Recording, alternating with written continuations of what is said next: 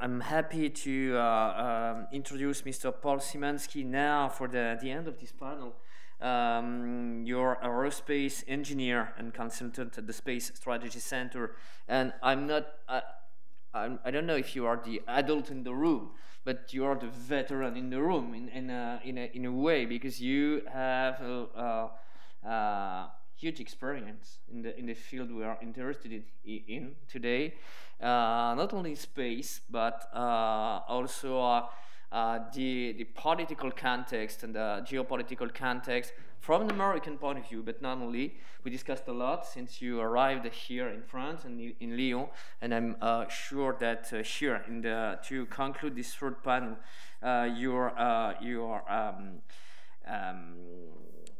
presentation and your insight will be of huge interest. So, Mr. Szymanski, the floor is yours for this last presentation: how to fight and win space wars without generating debris fields. Such a challenge. Okay. Thank you for the wonderful introduction. I've been doing this kind of space security work for almost half a century now, 47 years. So I'm just going to show you some of my ideas, essentially how to kill a satellite and not make a mess of it. Really come down to it. Next chart, please. Okay, just talking about where I've been and so forth. So next chart. The Space Strategy Centers, I've been looking at foundational outer space doctrine, strategy, tactics, how to fight and win space wars, essentially. And I'm trying to integrate, all wars start from the human soul, I guess. And you might have the fanciest equipment on Earth, and you might think you're invulnerable, but if the other guy has better doctrine or better chuspa or whatever, there's a good chance that he might win. So I've been looking at traditional doctrine, strategy, tactics, things that have worked on the battlefield of Earth, and trying to generalize those to space. And essentially, we're just talking about space command and control and battle management. Next chart. And this is very complicated, and I won't go over it all. But essentially, this is all of the field of space war that you have to consider. And you've got essentially, you're not necessarily attacking a satellite. You're attacking its functionality, its mission.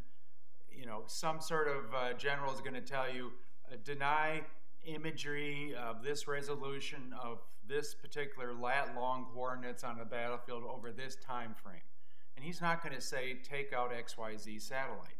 He's going to say, do that within the laws of armed conflict and, the rules of engagement and so forth, and give me a plan in 24 hours. So there's many ways to skin the cat, as they say in the United States. You can attack the satellite, and maybe that's a messy job. You can attack the ground station, because if a satellite is cut off from the Earth, what good is it? There's various ways. There's special forces, maybe cyber on the ground, or you can do a cyber attack via the link to the satellite, or jam the link.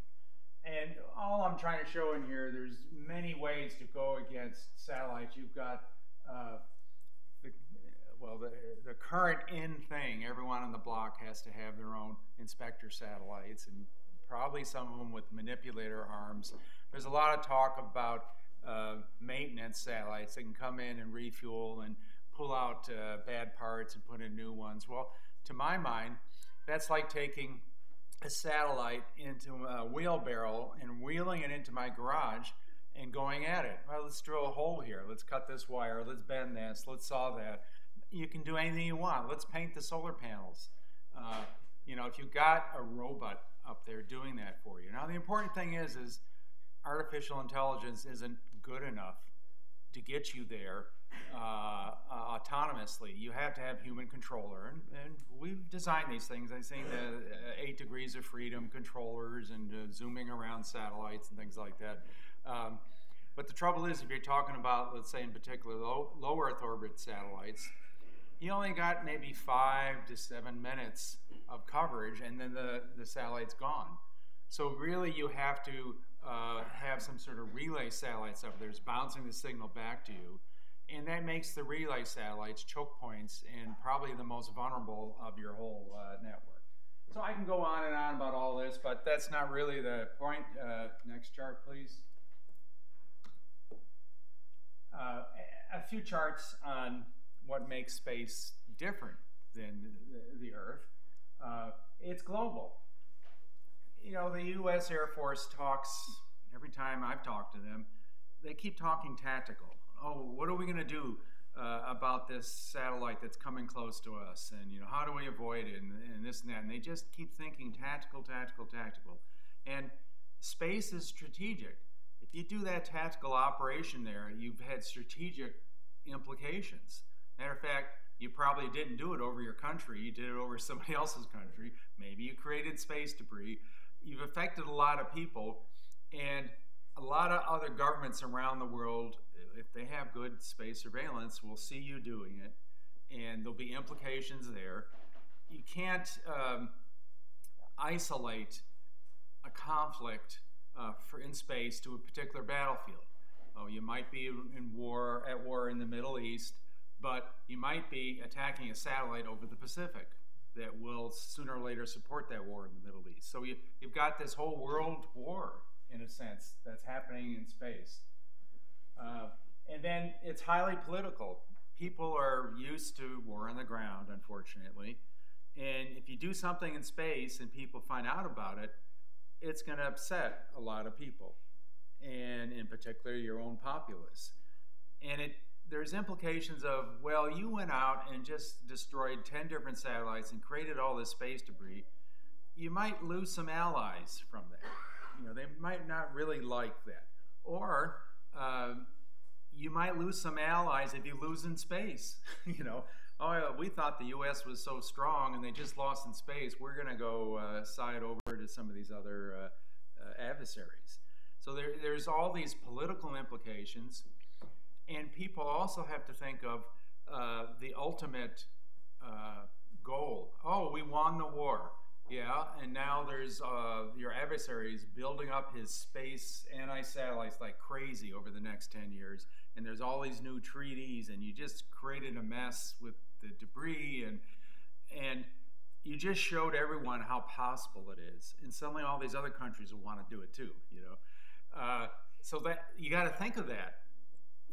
Pre-war, how do you set this thing up without someone finding out? How do you test it without blowing up things like the Russians did? How do you implement it during the war? And then what are the consequences afterwards? I mean, that's the big picture you got to look at, not just, oh, look at this cool little technology that I can drill a hole in a satellite or whatever. So in one sense, space is good in that you can show resolve and intent and all these things between country to country without people knowing about it, without you getting in trouble with your own populace, without the world, you know, ganging up on you and so forth. And this has been happening. So it's an extra rung on the conflict escalation ladder that you can, you know, communicate government to government.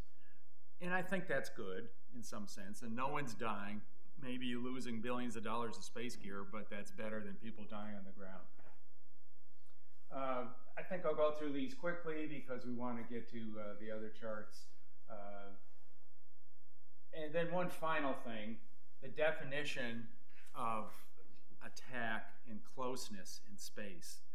And due to orbital dynamics, things are different in space than you think. And I think a lot of people still think of, oh, well, this satellite's coming close to me, it's a threat. Well, due to natural orbital dynamics, things come close to you all the time that don't intend to. That's just the way it is, you know. So you can't have like a sphere of zone of protection. If you come this close, I'm going to shoot at you, because they're going to be coming close anyway. The other thing is, because of the nature of orbital dynamics, you can be in this orbit, and a satellite on the opposite side of the Earth is actually close to you. You define closeness as the amount of fuel and the amount of time it takes to get to you. And if he's in the same altitude and inclination, he can just do little maneuvers, phasing maneuvers, and he's close to you. So you have to think different, not only strategically, three-dimensionally, timeline-wise, but topology-wise. You have to develop new ways of viewing the situation on the battlefield. Okay, next chart. Okay, so how can you kill satellites without creating debris?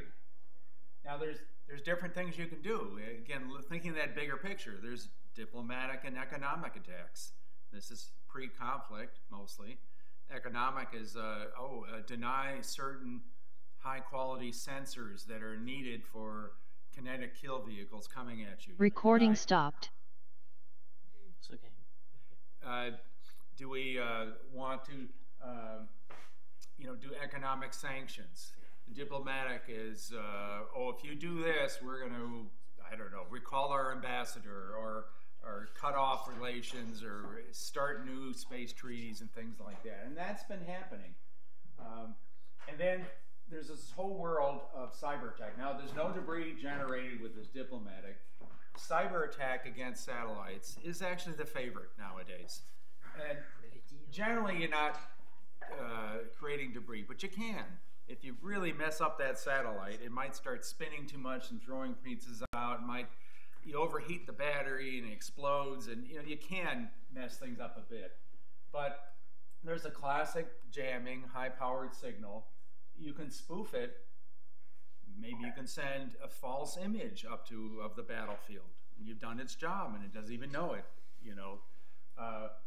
There's been talk in times past of hijacking the satellite. You get through the cryptos, and you get in there, and you change the codes, and the country can't use the satellite anymore. It's yours. That's easy. There's other things like if you get into the cyber and you change some code, maybe you can make its sensor point to the sun and burn it out, and then it's worthless.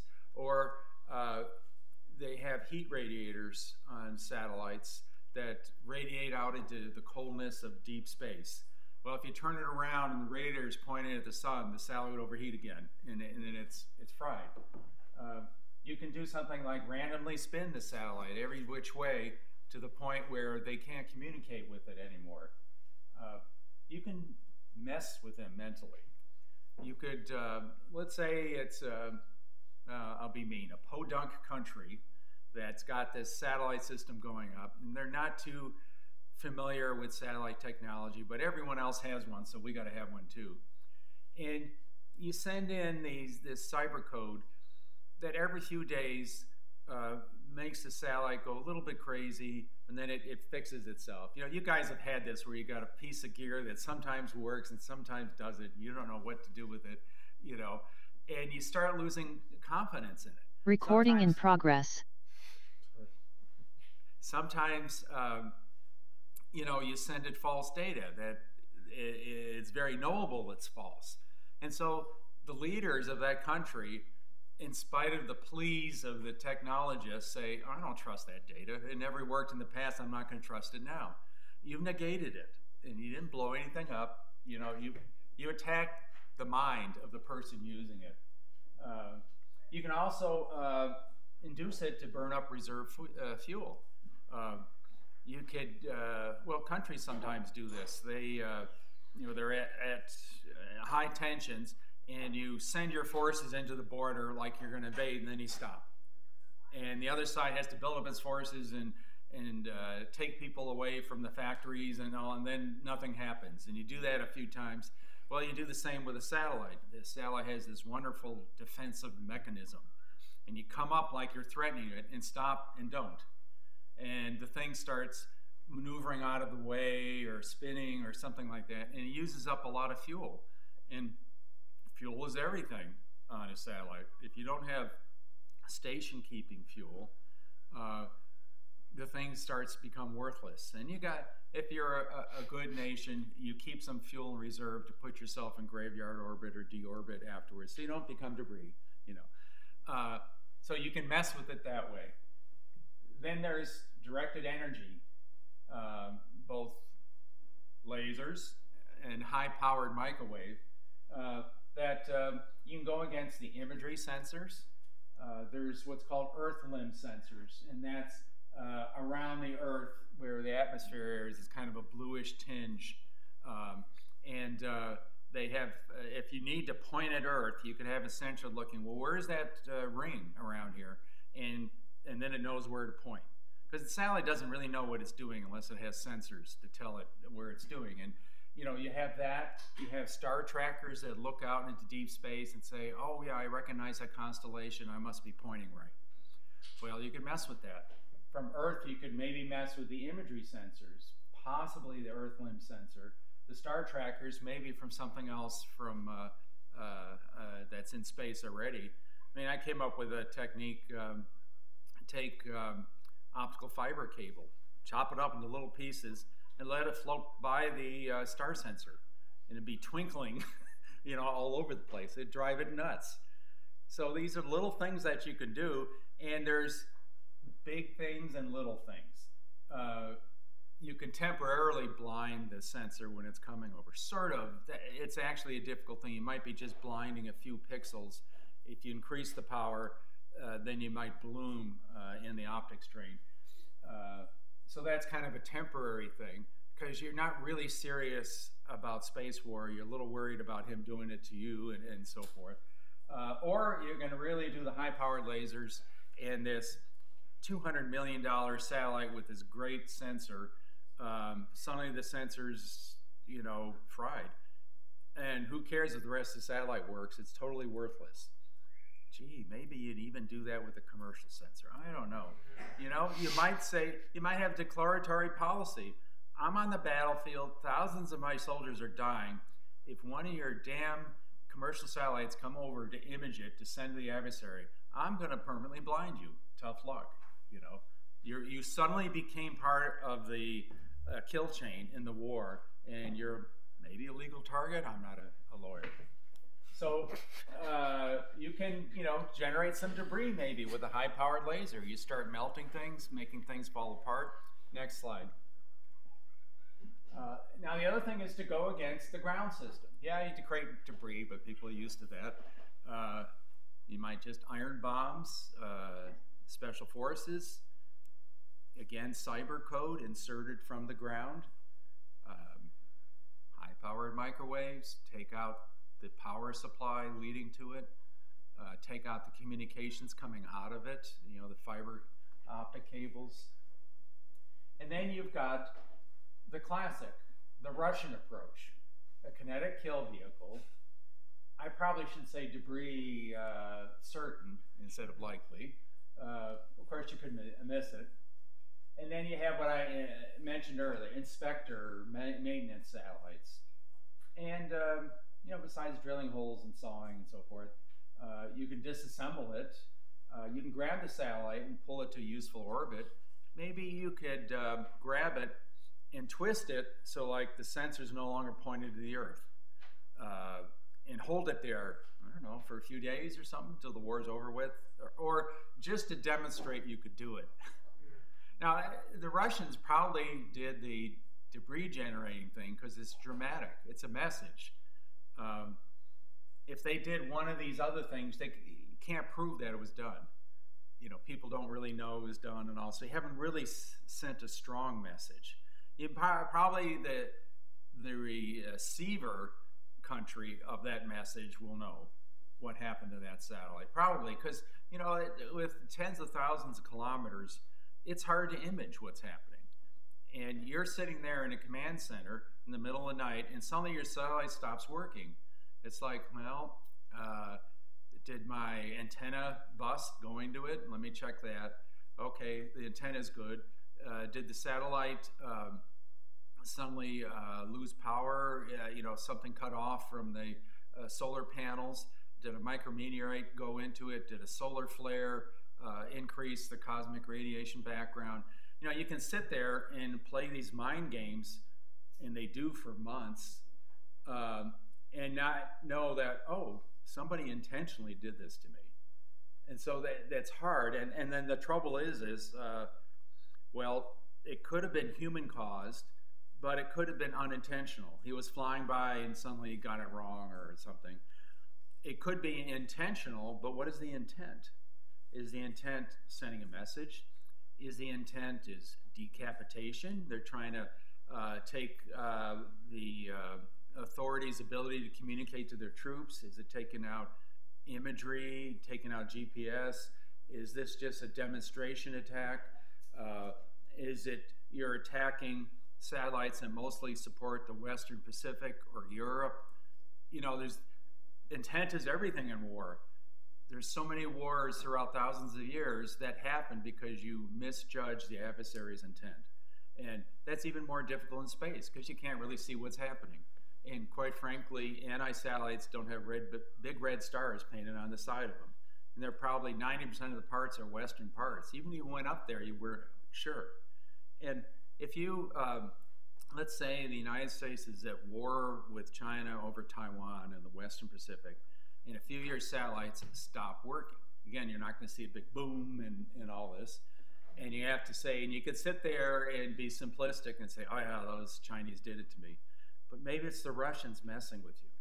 Maybe it's some other country stirring the pot. You know, are you willing to start a space war with China because of that? So all that is kind of difficult. So this satellite can grab it. I mentioned disassemble it. Maybe you can paint things. Paint the solar panels. I saw one analysis. These huge geosynchronous communication satellites. If you paint just one corner of the solar panel, it'll get differential solar pressure. I mean, there's pressure that comes from the photons from the sun. And the satellite would slowly start spinning out. I suppose if it spun too fast, it would start falling apart from centrifugal forces. But, you know, you could do something where the paint electrolyzes, or whatever the word is, out into space over a few weeks. And so you denied it temporarily. Certainly painting some of the sensors, again, going against the radiators and overheating it. Maybe you can paint the antennas with some sort of paint that makes them much less efficient and very difficult to communicate to the ground. You know? And, oh, by the way, these are all my own ideas. None of these are classified. I just have an evil thought process, I guess. Next, please. So there's all kinds of ways. Now we're going to go more directly into the cyber attacks. There's all kinds of links, uplinks, downlinks, the cross-links. You look at SpaceX and what they're putting up, tens of thousands of satellites, and the DoD says, oh, this is invulnerable because there's so many targets. And I'm thinking, well, every single one of those satellites have a cross-link, and they have all these algorithms that say, stay away from me, you know, so they don't hit each other. And it seems to me if you just put a minus sign instead of a plus sign in that algorithm, they'll start trying to stay away and they'll be thrusting towards each other. And all of them will, well, space debris, unfortunately. But, you know, there's always a way. I know that in cyber, there's always a way. You're never invulnerable. So there's all kinds of even user links that are different than the command links. There's terrestrial ground links coming out. You've got your control stations that control it. You even have your business headquarters. One form of evil attack. Flip a bit that says the customer hadn't paid his bill for several months, and the company will turn off his access to the satellite. You know, that might work for a few days. All kinds of things, you know, if you've got that sort of thing. The manufacturers, you could insert a special chip, code on a special chip that sits there for years on the satellite, and you just send up one signal, and suddenly it starts making the satellite act crazy, or just turns it off, just stops working. So that's, you know, part of the parts suppliers issue.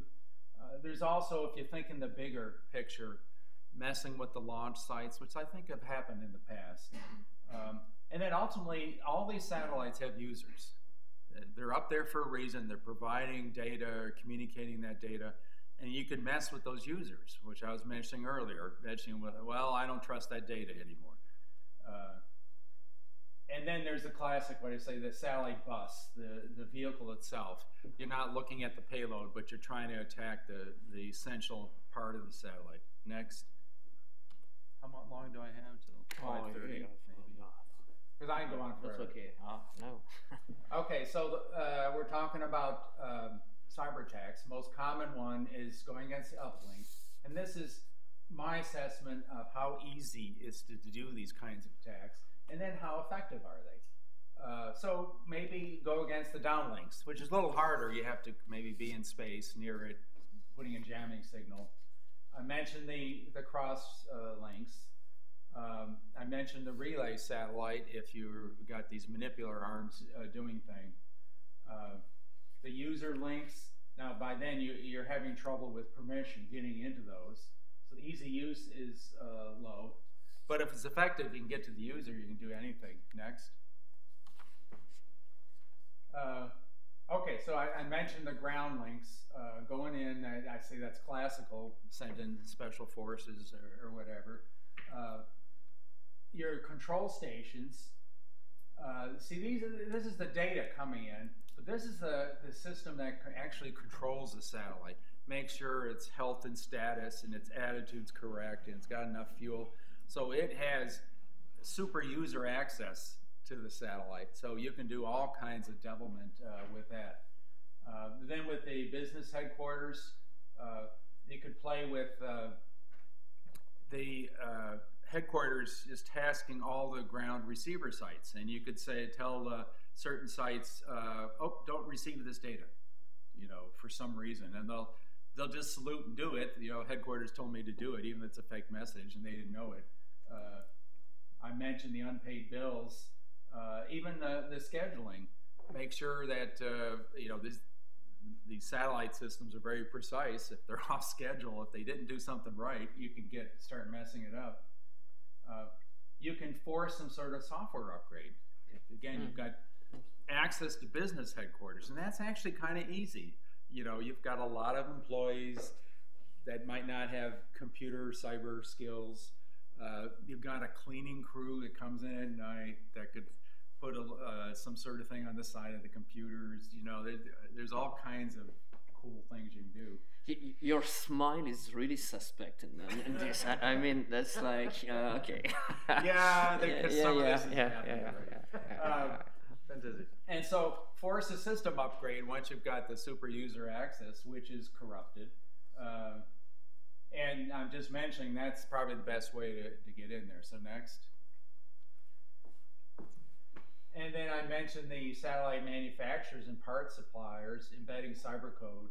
And of course, this is maybe years beforehand, so you've got to be pretty smart and have long-term planning and kind of know the guy's plans. I'm going to use this part in this satellite, and you got to know, well, that satellite's going to be super duper whatever. I better do something about it 5 years before it's launched. And then it's very difficult to fix it. If it's like not even in code, it's in a read-only memory or something like that. Let's say later on the users find it. Well, you have to kind of reprogram to get around it, maybe, and that I'm not an expert in that, but it sounds like it'd be very hard to do. And then you've got this satellite. They were real careful for the supply chain. Make sure, we didn't get any parts from China, we think, and real careful about the engineers and their security clearances, and the computers were not connected to the internet, and you did all this sort of stuff. And then you send it, you box it up, send it to the launch site, and now you got a whole new set of people who can insert something funny in there. And I have a picture of a DMSP multi-$100 million satellite at the factory that fell down and smashed, and who knows if that was sabotage or something like that, but a few loose bolts on the satellite cover, and it's just another avenue to mess with it. And I use this term of cyberbind. That's something you magnetically attached to something just before launch.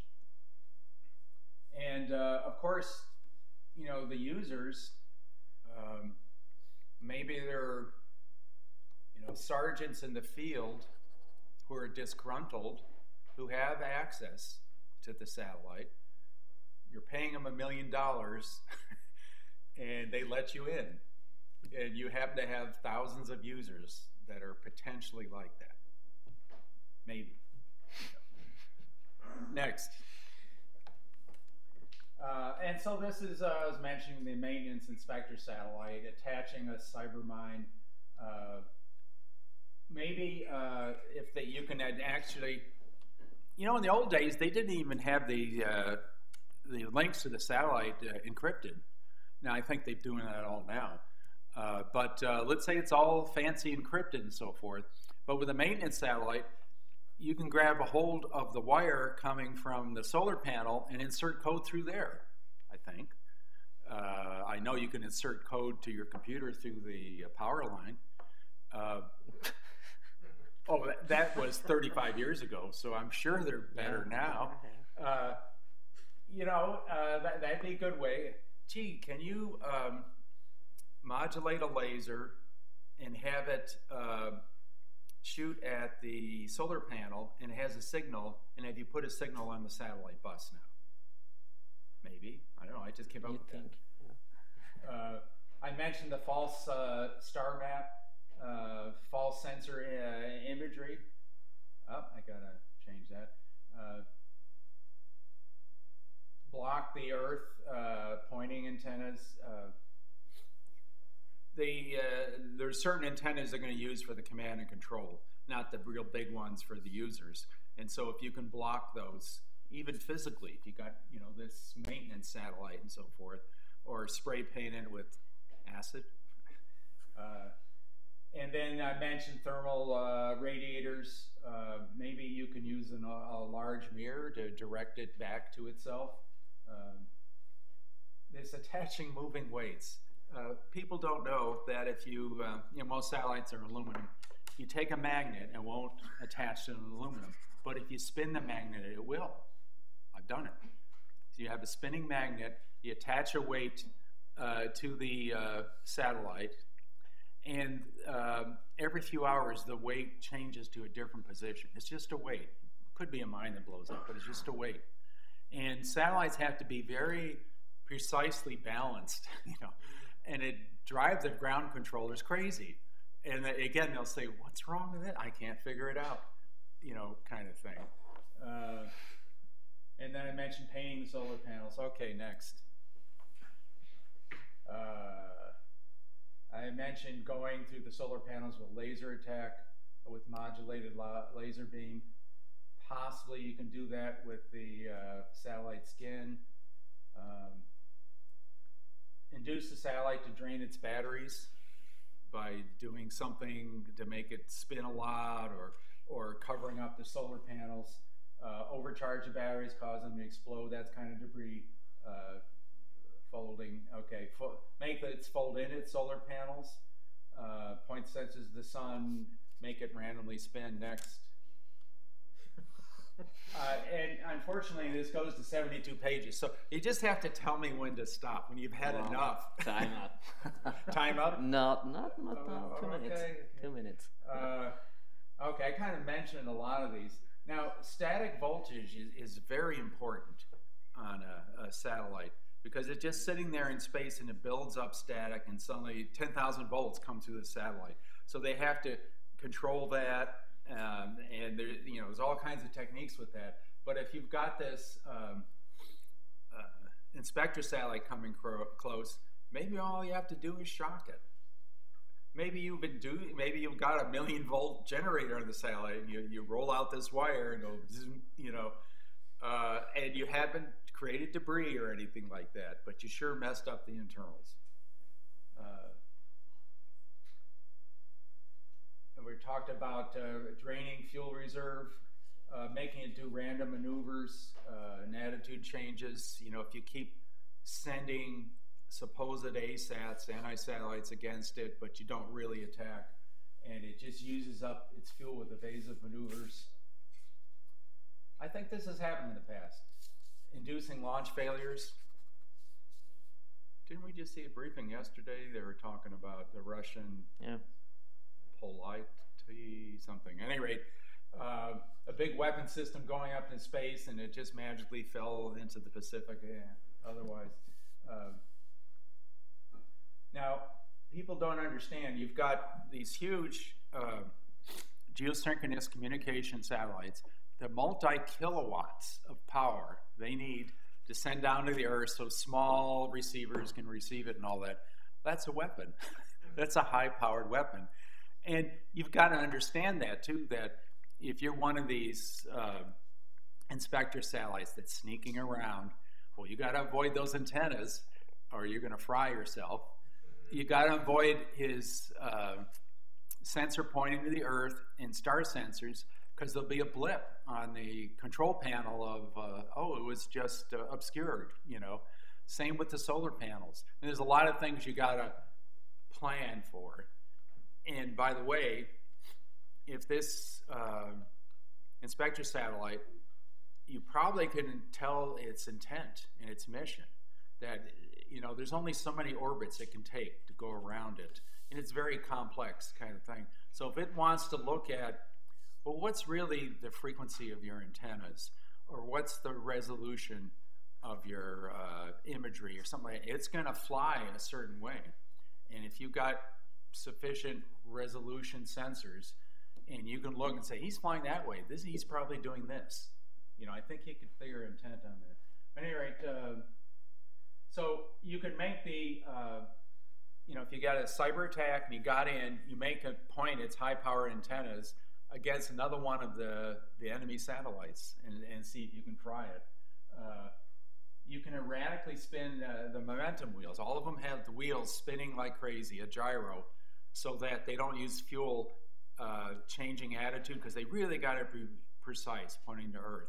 And so it's spinning around in there, and it makes little magnetic doing, doing, and it, you know, makes it turn and all. Well, you could really make it turn and spin crazy, and all sorts of things. And these guys, let's say it recovers, it takes satellite controllers at best many hours, if not days, to resafe the satellite and make sure it's working right and all that. And so you've done an attack on that satellite, and you've denied its ability to fulfill its mission for several days. Well, that's good enough. You know, we didn't really blow anything up or anything. And no debris. And, oh, by the way, they can't prove we did it. Oh, you guys, you controllers, you messed up. You know, you did something wrong, that's your fault. And then, of course, you can update the BIOS on board. You can maybe induce large eccentricity to the orbit, where it's not round anymore, it's very elliptical. And that'd take a lot, that'd burn up a lot of fuel, and then take a lot of them to get them back into where it's supposed to be. And I talked about changing the attitude going to deep space next. And then, you know, going against the satellite control facilities. I mentioned this sort of messing with the people using it on the ground, randomly fail. Make sure the ground controllers think everything's all right while you're messing on board with them, and they can't tell that you're doing it. Nowadays, they sometimes launch 20 or 30 satellites in the same booster. So you have this one satellite you want to attack on the booster, and it's on the ground, and you pay for another satellite right next to it that has special capabilities. And while the thing's being launched and before it's been deployed and all that, it's messing with that targeted satellite in some way. And many times, there's multiple payloads on a satellite. And maybe you got into one part of the payload that's not as well encrypted and cyber protected. And if you can get in there, then you can probably get in the rest of it and get the other more sensitive payload. We can go on and on. Flip, I want to get to some of my favorites. Flip again, and again, and again. This is like combined arms. See, you can't think in terms of, okay, I'm going to take out the satellite. You want to, well, I'm going to mess with the ground controllers while I have a laser, no, I have a jammer denying the ground controller access to the satellite. So you fix it in space, and it takes a few hours for your real anti-satellite to come up and do the job right. And so you did 3 different kinds of attacks coordinated. And oh, by the way, it's coordinated with some terrestrial attack that's happening on the ground, the left hook, because that's why you're attacking the satellite. You're not just doing it because it feels good.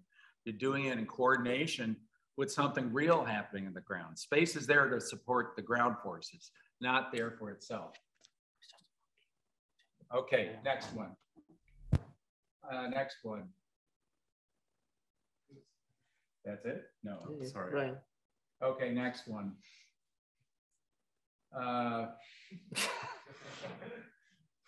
Yeah, I haven't talked about this before. Next one, my favorites. Again.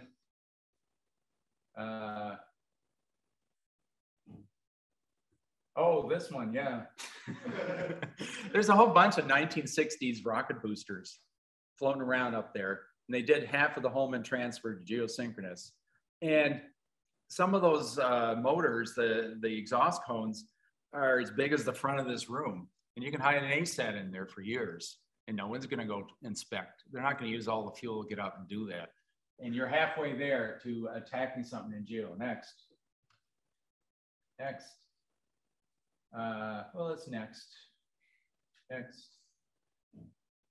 Oh, this one. Have a low Earth orbit satellite that is 0-degree inclined, same like the geosynchronous birds. And there's no sensor on Earth that covers that will know you even exist, because all the LEO sensors are assuming you're going around the Earth and all that, but this thing is just 0-degree inclined. And all it takes is a little bit of delta V to increase your altitude and intercept any other LEO that's up there and do any kind of, okay, next. Next. Well, the other thing is you know, everyone today has been talking about orbital dynamics, Keplerian, classical orbital dynamics.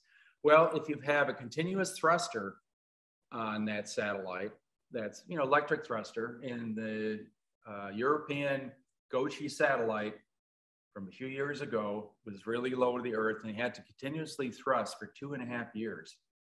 If you have thrusting, and you start thrusting just before the space battle starts, they can't track it. It's not only, it's not according to their algorithms anymore. It's going every which way. And so they'll never find it. Next. Next. Oh, this is what I was talking about, the pieces of fiber optic strands, pixie dust. Next. Next. Okay, I invented this last week. You have these, you know, manipulator inspector satellites, and you put a mylar bag around the satellite, wrap it. It can't communicate back to Earth. You can't, you know, the mylar is metallized. The sensors don't work anymore.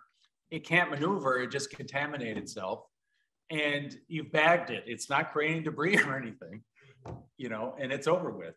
And it's kind of low tech, you know, maybe you'd have a wrapping that you would just wrap around the thing. The inspector satellites are going around and around anyway. Maybe they work. Okay, I rest my case. Any questions? Thank you very much. That's oh yes, I have a question for you after this presentation, but perhaps I have for Philippe Pater, Paul Szymanski, and Mathieu Dramcourt. Any questions from the? Yep. Yep, the microphone is coming.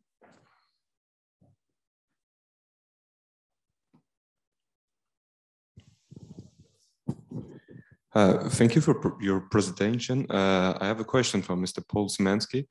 Is there an advantage to attack both segments at the same time, or is it more profitable to just attacking, for example, the space segments or blocking the ground segments? Is there is that profitable for the attacker to attack both segments at the same time? First of all, 3 segments: space, ground, and the link between them. And what does the U.S. Air Force do when it's taking out a target on the ground? It doesn't drop one bomb, it drops a few. And oh, by the way, it probably does all kinds of air defense things beforehand and all. This is this concept of combined arms. And so, yes, do all 3 if you really want to be sure of it. And you got this new spangled anti-satellite. Well, you're not really sure it works. You didn't really test it. Maybe he has some defenses against it. So position soft teams on the ground station a few weeks before that have a remote controlled some device, a mine, cyber or something, have a satellite jammer on a satellite that's nearby to jam it, to cut it off from the ground station, and then bring in your ASAT of choice and do all 3. And if the number 1 and 2 work to the satisfaction of, yeah, I denied it for 24 hours, don't even waste your ASAT and risk debris. So yes, excellent. I don't think they're thinking of that because they haven't really thought war fighting.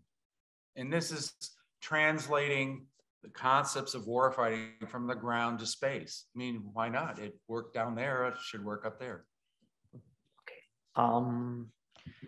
Thank you for the Q&A. There is a question in the chat. A question from the chat. So, Anthony. Adrien, question concerning the possibility of neutralizing a satellite without any debris. How about the possibility to use an EMP, electromagnetic pulse, directly in space using a missile in a way to damage permanently a pack of satellites and probably denying a large panel of strategic asset to the enemy? Thinking about telecommunication, geolocalization, spy satellites. Thank you very much. Is my briefing still up? I have a picture of a space HPM weapon there, a theoretical one that someone came up with 15 years ago. Okay. It's in there, but sure, why not? Air Force Research Lab, Kirtland Air Force Base, has a whole HPM section out there by the Sandia Mountains, Manzano Mountains, that does this, has been doing this kind of research for years.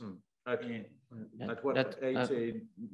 Well, I don't know if it's directly satellite, and I doubt you'd take out a bunch of them. You'd have to get close to one. Yeah. I mean, if you're really talking that, you're talking nuclear weapon that would take out a bunch of them with the EMP. But I don't think anything you'd put on a satellite would be strong enough to do it over multiple kilometers. I don't know specifically. Okay. I have a question just before coming back to the floor for Philippe Patur. Philippe, what you said about academics is really of interest to me, and just a couple of remarks here. You said that we need you. If I remember correctly, you need that you said that we need correlates of space. So kind of Lewis Richardson studies about what war in space could be, and so on. And I link it with what you said about academics inside when it comes to space. I'm really convinced that you're right on this. I'm really convinced that, because that's what we do in IESD here in Lyon, strategic studies, space of course, but other domains of strategy, defense, and so on. I mean, that's totally legitimate in the university. We much teach, we much study security studies, strategic studies, defense studies, and so on. The problem is political scientists here in France, are not totally convinced that by the legitimacy of strategic studies or defense studies in the political science discipline. And space competencies are outside of the university in France for the most, in think tanks, with experts and so on. That's good. That's good, but that could be interesting that universities invest in those subjects and try to not only teach, but educate people, researchers on those subjects. But because I really think, and I totally concur with you, that it is legitimate and we badly need some insight, you know, from researchers on those subjects, and especially on space, because it is new.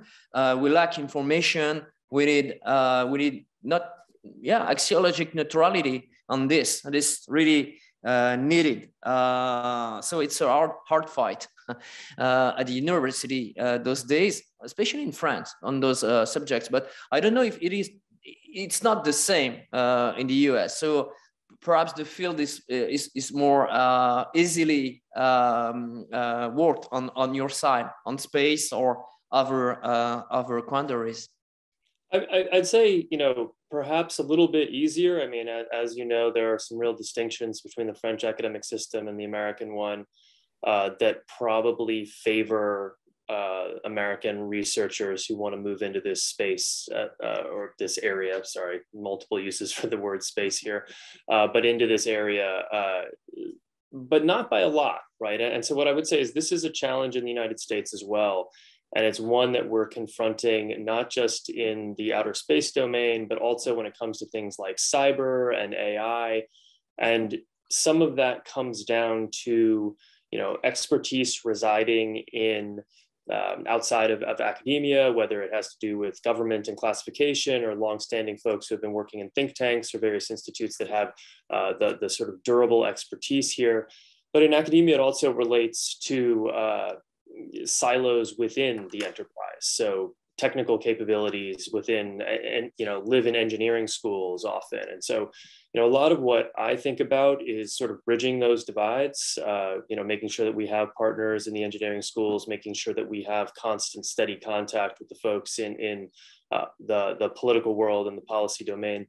You know, it's work, and it comes down to what the you know, what the requirements are. And, you know, part of it comes down to what tenure is for, right? I think academics are supposed to take risks.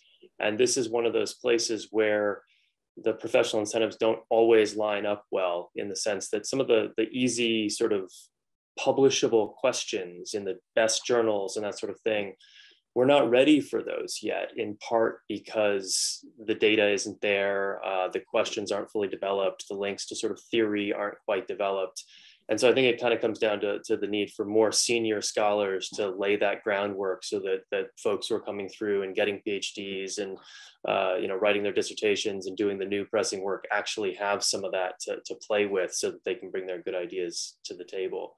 You know, one question while I sort of have the mic open, because I don't want to keep bouncing back and forth, but for the sort of last presentation, this whole idea of kind of vulnerability, I wonder a little bit about the way that is deterred, right? And in particular, sort of shifting risk to the adversary, which is often kind of the way we talk about these sorts of things. But if you seed your assets as a potential target with unexpected capabilities to perceive interference, right?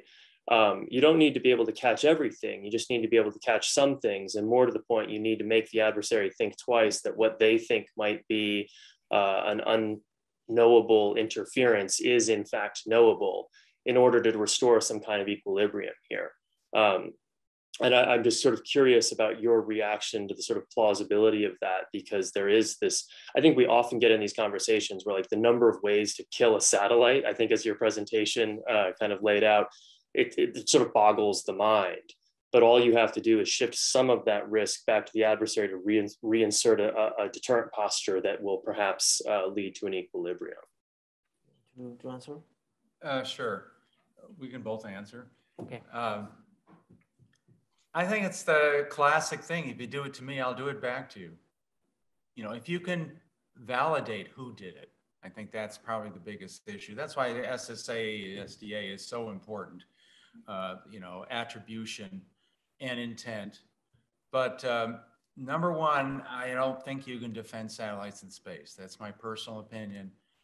Ultimately, if you're talking about hypervelocities, you cannot defend against that, where a pound of TNT is equivalent to a pound of lead. You know, there's no way to defend, and I doubt you could know in time it's coming at you and maneuver out of the way, because, you know, if you start maneuvering a lot and he's up here, all he has to do is a micro radian change and still get you, you know, one way or the other. And now you can have cyber defenses.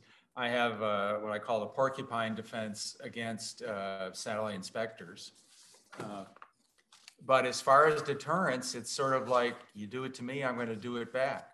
And, you know, there might be some declaratory policy by, who knows, US or somebody, that says anyone who does any more debris generating ASAT tests is going to have one of your satellites attacked in a non-debris generating manner as punishment. You know, because you're messing with everybody, including us. You're threatening our satellites by creating more and more debris. I don't know, you know, legally if you can get away with that. Is that I guess, a form of deterrence? You know, punishment always is in one sense. I don't know if that answered it, but.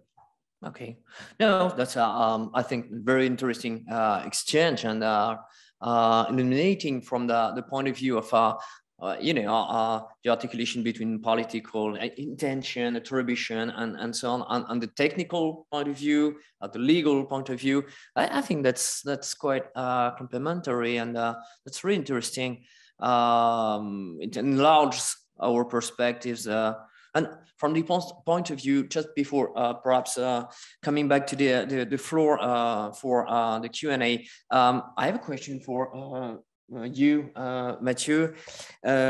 You described that's for geopolitical, the actors, you know, you described a new geopolitics of space, if I may, and you said that, if I'm correct, there is the US, UK, Australia, Japan, Canada on a block, EU perhaps a block, India, and you spoke about Russia and China, and perhaps Russia with China.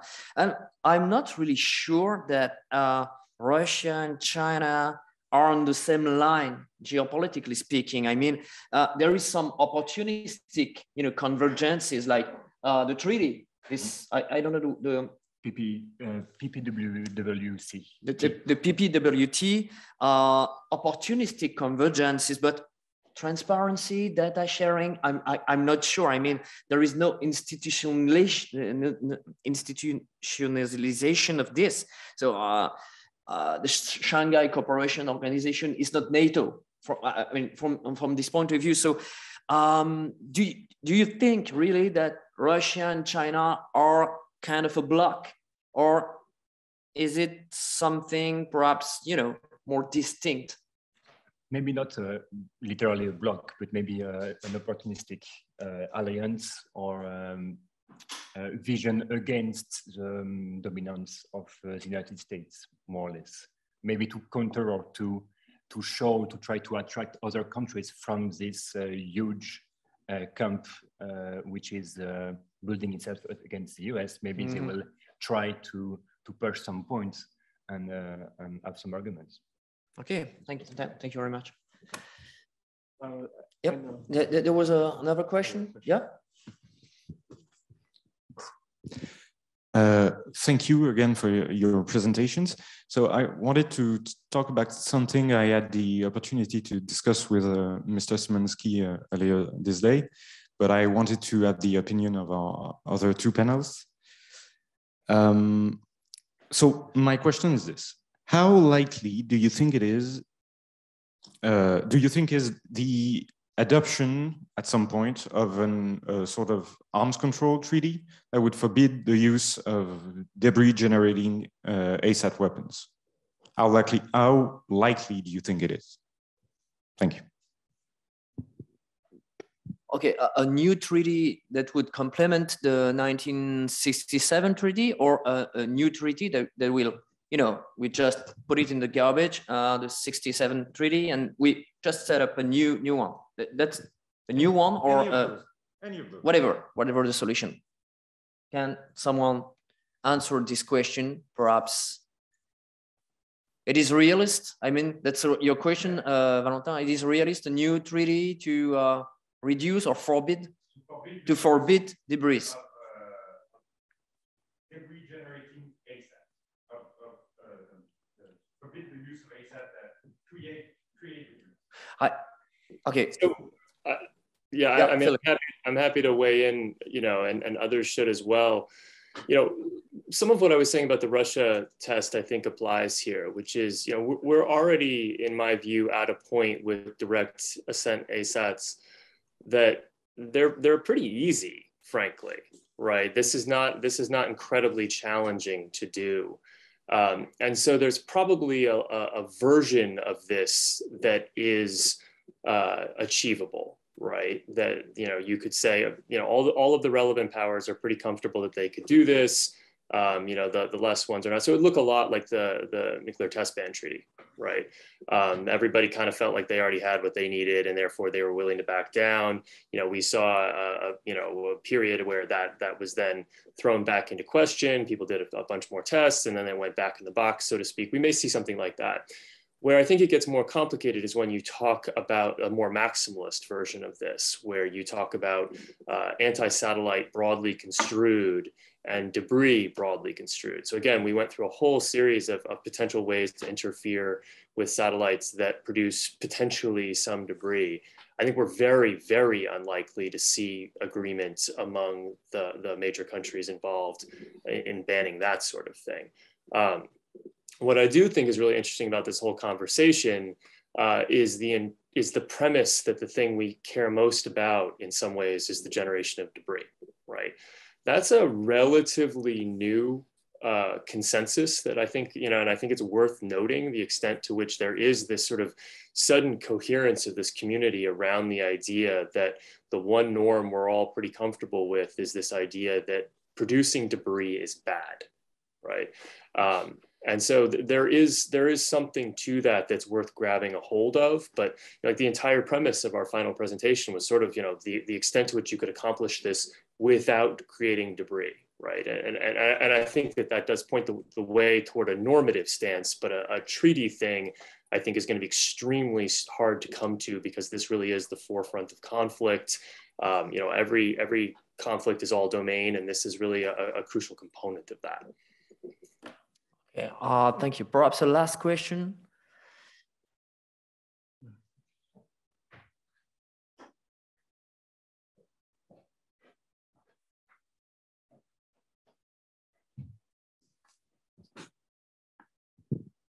Thank you. I have another question, last question from Mr. Paul Szymanski.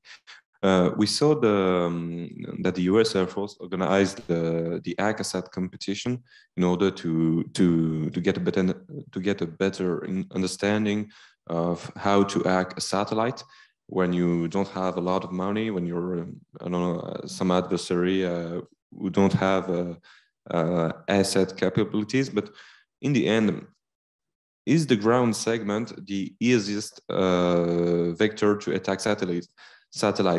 I mean, why bothering attack space assets when you can control them through the ground segments?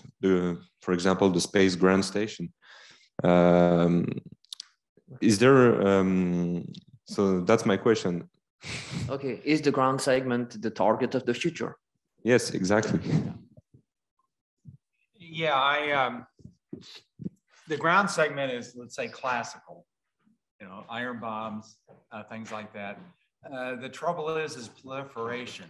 Now, if you've got some second, third world country that has just one ground station that controls the satellite and downlinks the data, okay, you can maybe bomb that, but maybe it's only good for 12 to 24 hours because there happens to be hundreds of other ground stations around the world. Now, let's say commercial imagery satellite. Let's go back to Desert Storm. You had Spot, the French satellite that we all didn't like back then at Air Force Research Lab. They are always ending up in scenarios and exercises. I can tell you the time I insulted a French general over it. But don't touch our satellites, Paul. Yeah, it was something along those lines. This is 1990s. The trouble is okay, he's downloading it in country, but the spot imagery data can be downloaded in Thailand or anywhere else, and then comes into the country via submarine cables. Or bounces off another satellite, communication satellite and stuff like that. So we're getting back to this strategic worldwide war. Yeah, we're not gonna bomb a Thai ground site, you know. Are we gonna cut a submarine cable? Probably not, we'll get in too much trouble. So the ground station is easy, but it's not permanent. And it might not even be worth a few hours of delay. Ultimately. Now, if you could do a cyber attack on the ground station, and it happens to be in a Iraqi satellite, the enemy satellite, and then you could get it through there, okay, fine. But taking out ground stations is probably overly simplistic. I'm not against it. You'll do that and something else too. I mean, if you're at war and you're taking out a lot of things, I'll show you pictures of heavy Earth terminals, Intelsat terminals that were destroyed in Desert Storm. You know, just because we just didn't like it, I guess. Okay. Well, perhaps it would be a good idea, by the way, to work one day on the concept of political debris in space affairs. That could be of interest. Okay, we are running short of time. So the Q&A exchange was really enriching and interesting, of course. Now, at the very end of this moment, of this day, and before to say a few words about this day and the results, it's my pleasure perhaps to ask Paul Szymanski as a final keynote speaker to perhaps wrap up or present some views on all this quandary for perhaps 5-10 minutes. And after that, we will conclude this really rich moment here, if you want, or at the he has to bring up the briefing. Yeah.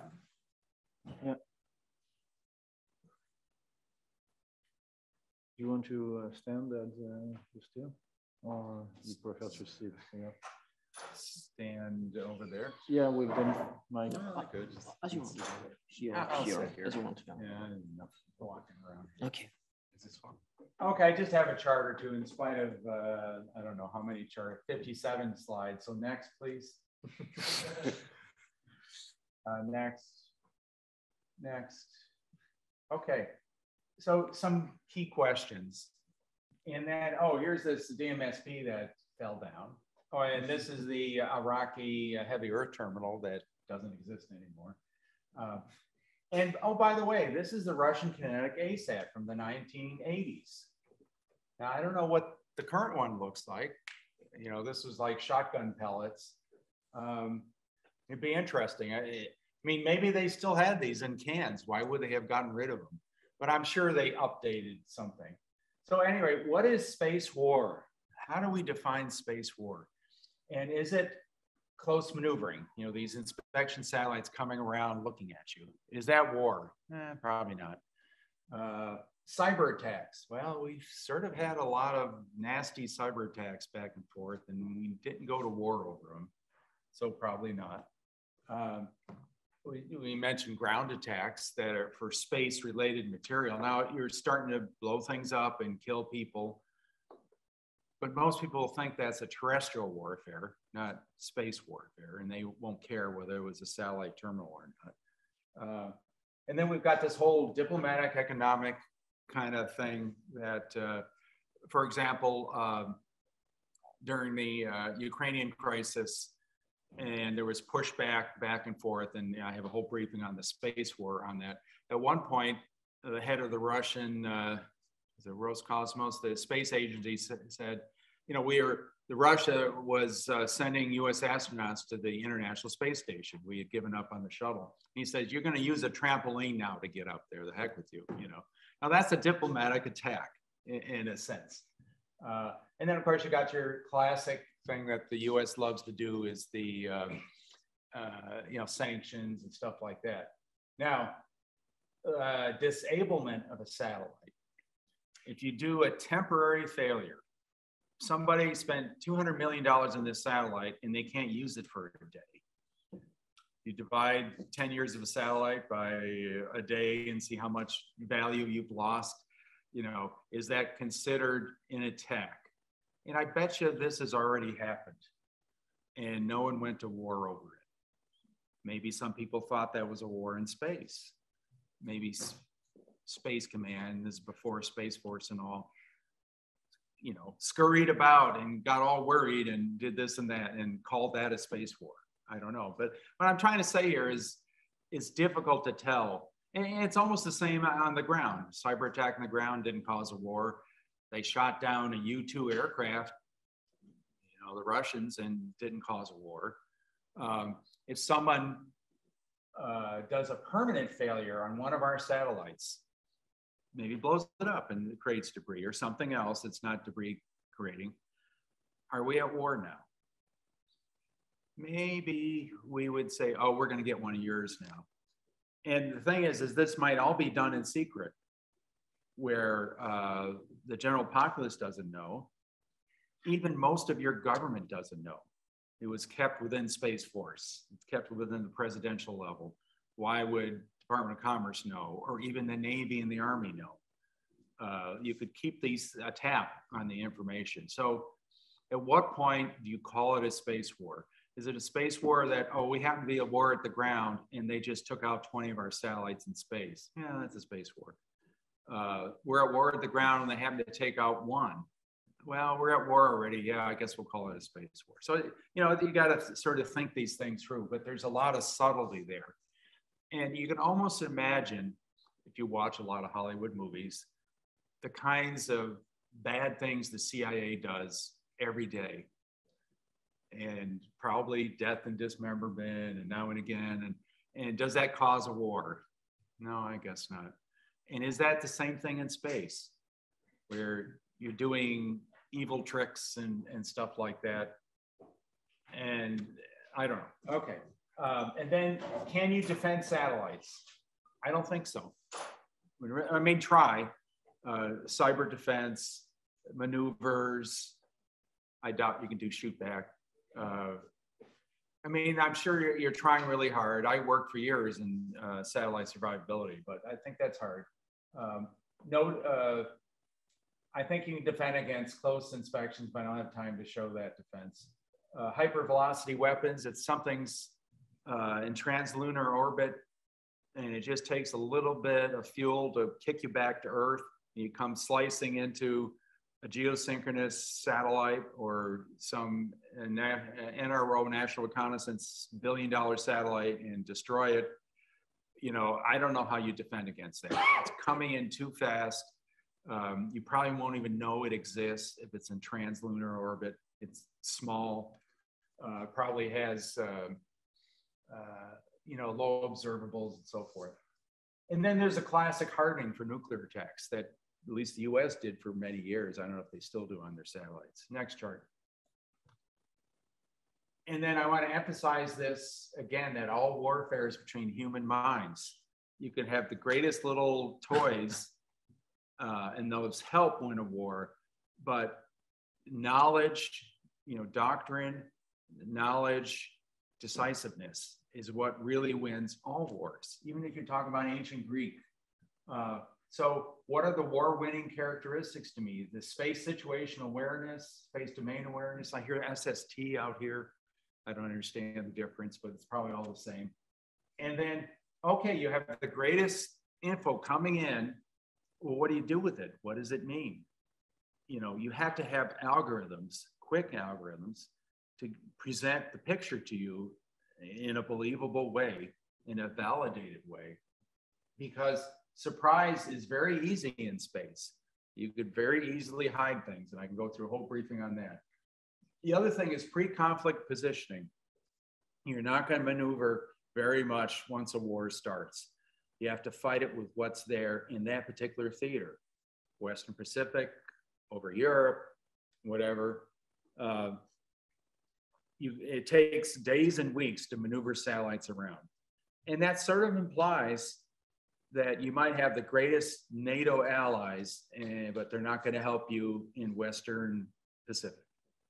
Because whatever great systems they have defending Europe it's too far away at the time. Because my calculations, most space wars are over with in 24 to 48 hours. And that brings to, well, command decisiveness. You've got to, react fast. But the other thing is maneuverability. In this concept of continuous thrusting, are you able to start thrusting on warning that, oh, it looks like a space war is going to happen tomorrow. I see them building up in critical choke points. My strategic satellites that I really need to conduct this war with, I'm going to start thrusting and getting out of the way. And you just destroyed the targeting solutions to other countries that don't have very good space surveillance networks. And I don't know how well they do nowadays, but they don't have, the US is the only one with worldwide coverage. And so for them, if they only have kind of in-country coverage, it takes multiple orbits to get accurate ephemeris data. And so they're going to be delayed for hours or days figuring out where you're at, and you're not there anymore anyway by then. So next chart, I think that was it. Okay. And I don't know if anyone else wants to make additional comments of what they got out of today, something fantastic they learned, or yeah, I take the mission. Thank you very much. Thank you very much for this. And about at the very end now of this day, a couple of remarks, really short. You spoke about Paul, space warfare, space war. We spoke about law. We spoke about technical point of view, the point of view of the political scientist. There was really enriching and interesting. But just a couple of remarks on the what is at stake, what was at stake with this colloquy and this day. There is something in international relations that is called security dilemma. It is a concept by John Hertz. It's quite old, that in the 50s, back in the 50s, you have two states, two actors, us and we and they, and our moves are of course defensive. Their moves are of course offensive, of course. But the problem is that the guy over the hill, the other guy, it is impression in international relations, always. So that's what John Hertz calls the insecurity spiral. And now you have also people, theoreticians, very bad guys, telling you that this situation is inescapable. So, for example, I cited him at the beginning of this day, Mr. Mearsheimer, proponent of offensive realism. He tells you that there is a dilemma of interpretation, and maybe the guy over the hill is, not offensive in his intentions, but you will never know. And so you must be prepared, and you must build up permanently. Now there is other theoreticians like Robert Jervis, for example. And they say that it is possible to overcome the security dilemma just through confidence measures, through arms control, through diplomatic discussions and so on, offense, defense, differentiation, and so on. So that's not that you lower your guard, but you just give peace a chance in a way, in terms of, you know, interpretation. It's called cooperative realism. It's quite promising. Well, the problem now with space is that it is by design, by nature, a dual world, a dual thing. So there is no clear-cut differences between military devices, civilian devices, no clear-cut differences between offensive and defensive tools or devices. And then cooperative realism that tells us that the interpretation dilemma can be overcome is a little bit at risk, especially in space. So is space surveillance important at the end of the day? Researchers and friends coming from the law, legal discipline, political science, technicians, and learned specialists in what space warfare is and could be, shared invaluable ideas with us today. That was really interesting. Is space surveillance important? I'm not a lawyer, I'm not a technician. I'm a specialist of international relations theory. And I would say with them, yes, it is really important because of the role of it can and will play in the strategic dialectic in the coming years. And the more data about space we have, and the more the dilemma of interpretation can be lowered. So it's not only a matter of space wars, it's also a matter of international peace.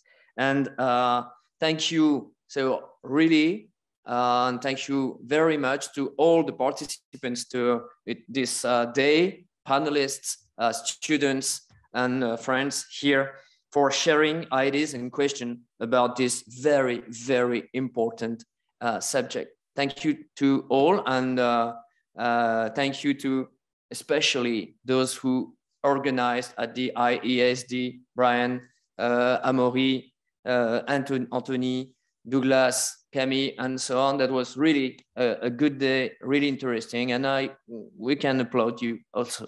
Thank you.